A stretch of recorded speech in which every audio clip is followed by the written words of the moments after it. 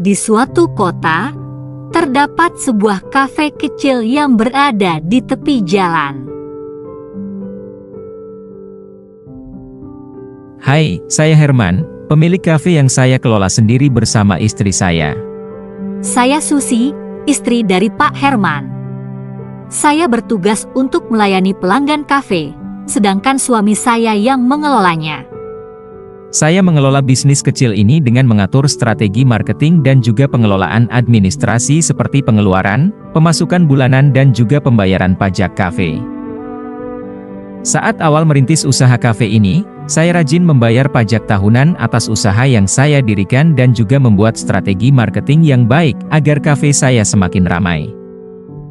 Strategi marketing yang saya buat terbilang berhasil, dan membuat kafe kami kian ramai pelanggan. Saat di rumah, Pak Herman memberitahu istrinya kalau bisnis mereka mendapatkan laba yang cukup banyak. Wah, penjualan kita bulan ini untung banyak, Bu. Alhamdulillah ya Pak, bagaimana kalau labanya kita buat beli mobil, agar memudahkan kita belanja dalam skala besar untuk persediaan kafe. Dan juga bisa kita gunakan untuk liburan bersama anak-anak. Ide bagus, Bu. Ayo besok kita lihat mobil di showroom. Keesokan harinya, Pak Herman dan Bu Susi pergi ke showroom untuk mencari mobil yang sesuai dengan kebutuhannya, lalu hendak membelinya. Dan benar saja, Pak Herman akhirnya membeli 1 unit mobil HR-V karena dinilai cocok untuk kebutuhannya. Selamat ya Pak, Bu. Kini mobilnya sudah sah menjadi milik Anda. Ini saya serahkan kuncinya. Wah, terima kasih banyak ya Mbak, saya mau test drive sama istri saya. Ayo Pak, Ibu sudah nggak sabar naik mobil baru, hehehe. Setelah membeli mobil baru, bisnis kafe yang dimiliki Pak Herman semakin ramai pelanggan. Hingga akhirnya ia mempekerjakan beberapa karyawan untuk membantunya. Pak Herman menjadi sangat sibuk, karena saat itu ia juga mendobel kerja di kantor.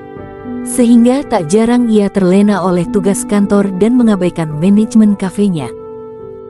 Halo, iya Pak Budi, ada apa?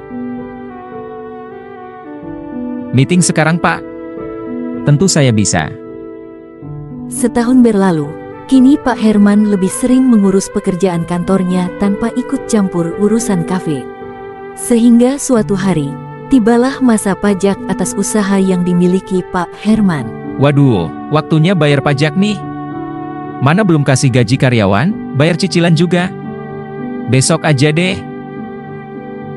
Tanpa disadari, ternyata usaha kafe Pak Herman mulai sepi pelanggan karena ia tidak lagi merancang strategi marketing secara berkala.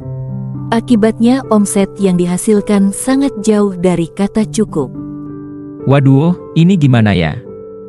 Omset kafe menurun, kerjaan kantor lagi sepi. Mana tabunganku sudah habis buat bayar cicilan pula. Haduh, pusing. Sewaktu di rumah, Bu Susi mendapati kiriman surat yang entah dari mana ia tidak tahu. Tanpa berpikir panjang ia pun membuka surat itu dan seketika Bu Susi nampak terkejut ketika membaca surat itu. Ya ampun, mengapa tagihan pajak kafe sebesar ini? Bagaimana cara melunasinya?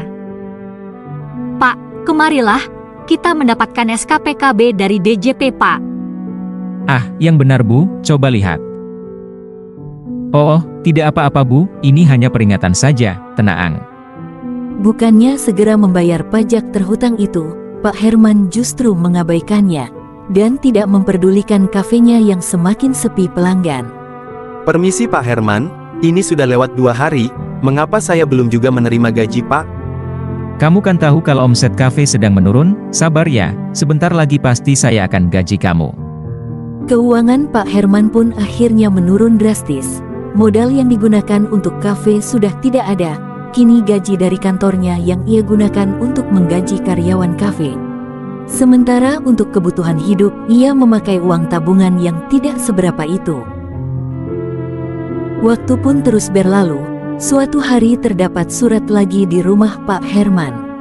Ternyata surat itu dari DJP yang merupakan surat pemberitahuan pajak tambahan atau SPPT.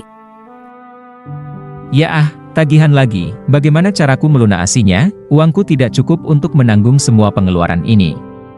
Tak berselang lama setelah mendapatkan SPPT, kini Pak Herman mendapatkan surat pemberitahuan penyitaan aset apabila Pak Herman sebagai wajib pajak tidak juga segera membayar pajak yang terhutang, maka aset yang dimiliki akan disita. Dan benar saja, setelah beberapa minggu karena tidak ada respon dari Pak Herman, suatu hari ia didatangi langsung oleh petugas DJP untuk hendak menyita aset milik Pak Herman, yaitu mobil. Selamat siang Pak Herman. Saya dari DJP akan melakukan proses lelang aset Anda hari ini juga. Karena sudah telat bayar dan Anda sama sekali tidak merespon surat peringatan dari kami. Maaf sebelumnya Mbak, tapi memang saya belum cukup uang untuk membayar tagihan pajaknya. Mohon kasih saya kesempatan untuk melunasinya.